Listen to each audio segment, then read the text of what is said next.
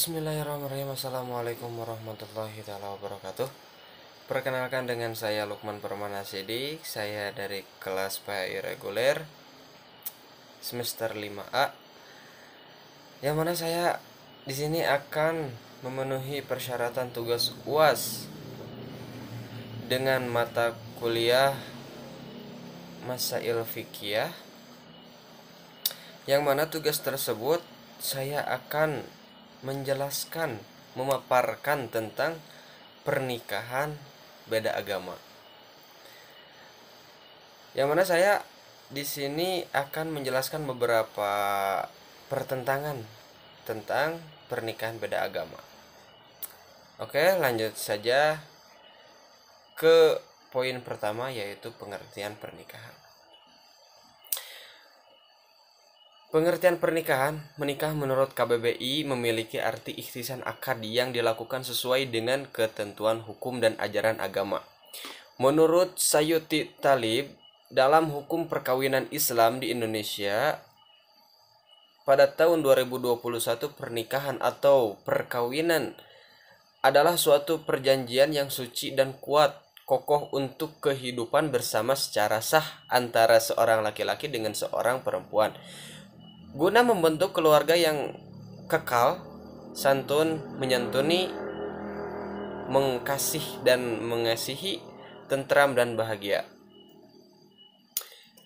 Jadi dapat disimpulkan, pernikahan adalah pertalian sah antara seorang laki-laki dan perempuan melalui sebuah akad yang kuat dan menaati perintah Allah. Dan melaksanakannya adalah merupakan suatu ibadah. Pernikahan merupakan salah satu sunnatullah yang umum berlaku pada semua makhluk Allah, baik pada manusia, hewan, maupun tumbuhan.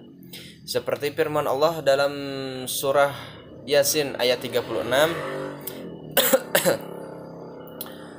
pernikahan merupakan suatu cara yang dipilih Allah sebagai jalan bagi manusia dan beranak, berkembang biak dan melestarikan kehidupannya setelah masing-masing berpasang-pasangan siap melakukan peranannya positif dalam mewujudkan tujuan pernikahan. Yaitu yang kedua, hukum nikah beda agama.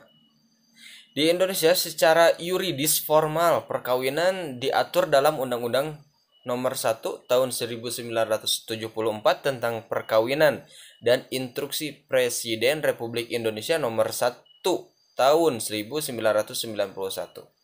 tentang komplikasi hukum Islam. Kedua produk perundang-undangan ini mengatur masalah-masalah yang berkaitan dengan perkawinan, termasuk perkawinan agama, dalam Undang-Undang Republik Indonesia tahun 1974 tentang perkawinan, pasal 2 ayat 1.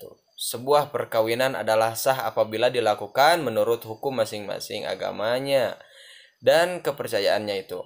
Dalam merumuskan ini, diketahui bahwa tidak ada perkawinan di luar hukum masing-masing agama dan kepercayaan.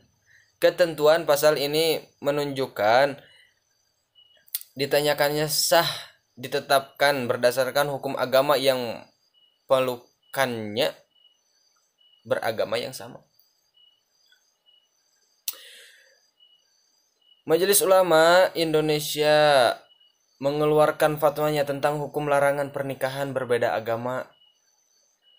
Perkawinan yang berbeda agama adalah haram dan tidak sah. Perkawinan laki-laki nuskim dengan wanita ahlul kitab menurut kaul mu'tamad adalah haram, tidak sah.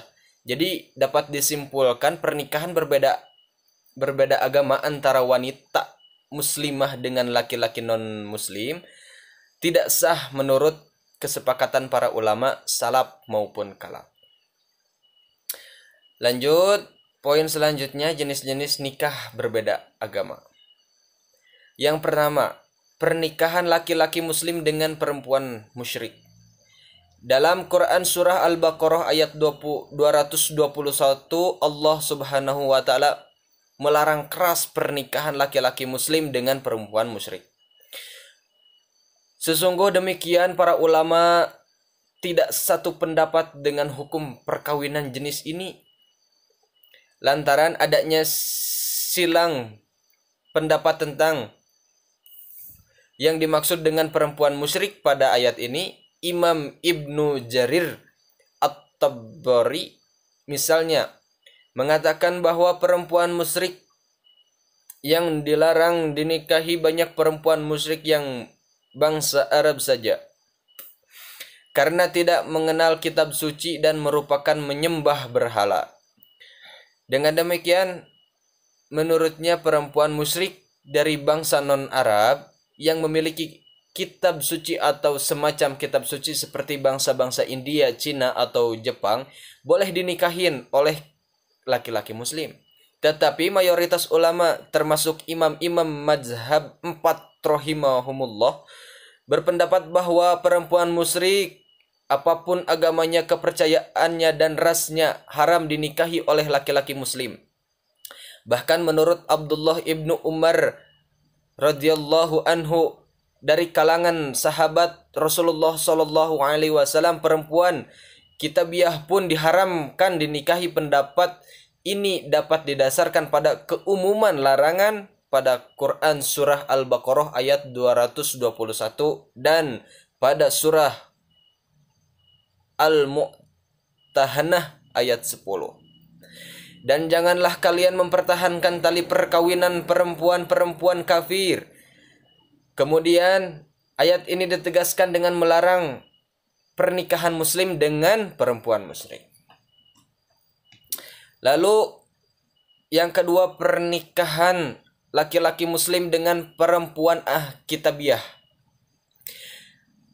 Adapun sebab turun Quran surah Al-Baqarah ayat 221 menurunkan riwayatnya yang telah menceritakan Ibnu Muzir dan Ibnu Abi Hatim dan Al-Wahidi yang bersumber dari Al-Mutaqaddim adalah berkenaan dengan Ibnu Abi Marsad Al-Ghanawi yang meminta izin kepada Rasulullah SAW untuk menikahi seorang wanita Quraisy yang miskin tapi cantik yang dulu menjadi kekasihnya sebelum masuk Islam namun masih musyrikah.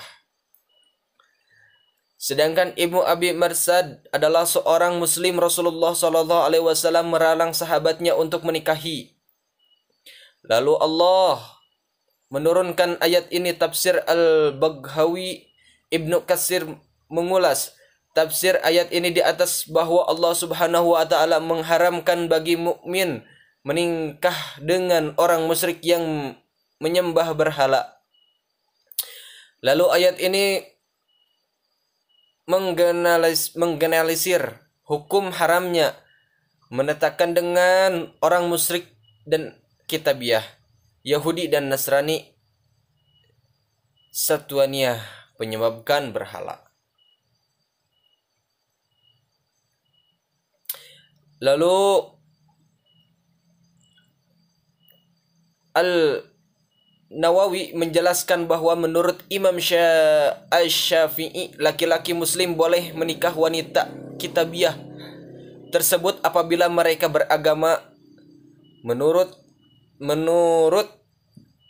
Taurat dan Injil.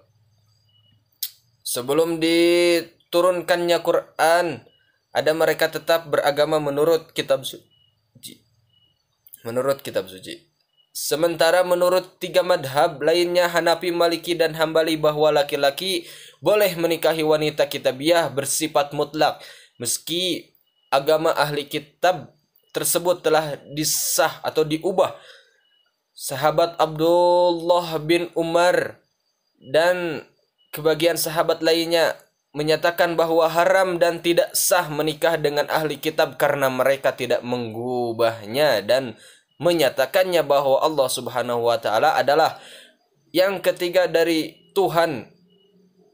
Maka sebenarnya mereka telah menyekutukan Allah Subhanahu wa taala, yaitu musyrik dalam akidah.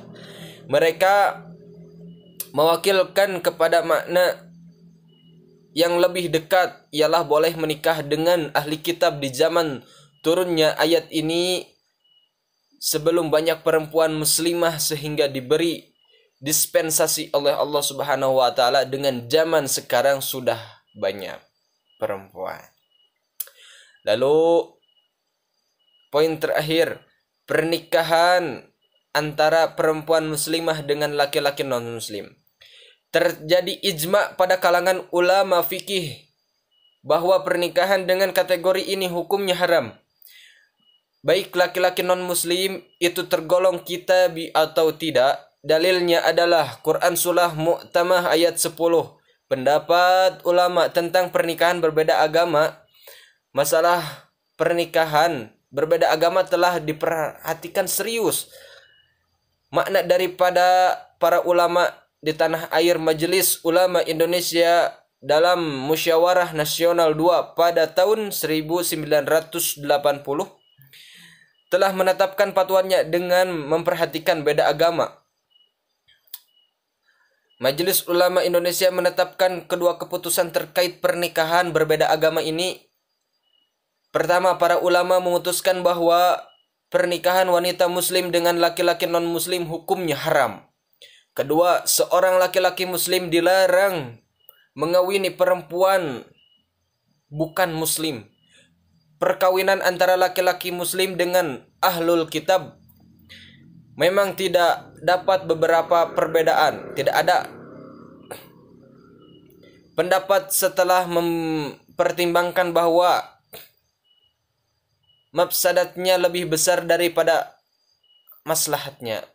Majelis Ulama Indonesia berfatwakan perkawinan tersebut hukumnya haram. Ungkapan Dewan Pimpinan Munas Majelis Ulama Indonesia Profesor Hamka dan fatwa itu. Dalam memutuskan fatwanya, Majelis Ulama Indonesia menggunakan Quran surah dan hadis sebagai dasar hukum. Janganlah kalian menikahi wanita-wanita musyrik sehingga mereka beriman. Sesungguhnya seorang budak perempuan yang mukmin itu lebih baik daripada wanita musyrik, walaupun dia menarik hatimu. Dan janganlah kalian menikahi laki-laki musyrik dengan wanita muslim sehingga mereka beriman. Sesungguhnya budak laki-laki yang beriman itu lebih baik daripada orang musyrik, sekalipun dia menarik hatimu. Mereka itu mengajak ke neraka, sedangkan Allah mengajak ke surga dan ampunan dengan izinnya. Dan Allah menjelaskan ayat-ayatnya kepada manusia agar mereka mengambil pelajaran. Dalam Quran Surah Al-Baqarah ayat 221. Selain itu, Majelis Ulama Indonesia mengutarakan dalam Quran Surah Al-Maidah ayat 5 serta At-Tahrim ayat 6 sebagai dalil. Sedangkan hadis yang dijadikan dalil adalah sabda Rasulullah SAW yang diriwayatkan Tabrani, barang siapa yang kawin ia telah memelihara setengah bagian dari imannya. Karena itu hendaknya ia takut kepada Allah Subhanahu wa taala dalam bagian yang lainnya. Ulama Nahdlatul Ulama juga telah memutakan nikah berbeda agama. Fatwa itu tetap ditetapkan mukhtar ke-28. Jadi dalam hasil pemaparan yang saya sampaikan, dapat disimpulkan pernikahan adalah pertalian antara seorang laki-laki dan perempuan melalui sebuah akad yang kuat untuk menanti perintah Allah dan melaksanakannya merupakan ibadah. Jenis pernikahan yaitu terbagi menjadi 3. Pertama, pernikahan laki-laki muslim dengan perempuan musyrik. Yang kedua, pernikahan laki-laki muslim dengan perempuan kitabiah. Yang ketiga, pernikahan antara perempuan muslimah dengan laki-laki non-muslim. Mungkin cukup sekian yang saya dapat sampaikan. Kurang lebihnya mohon dimaafkan. Akhirul kalam, wallahul muwaffiq illa aqwa fi thariq. Assalamualaikum warahmatullahi taala wabarakatuh.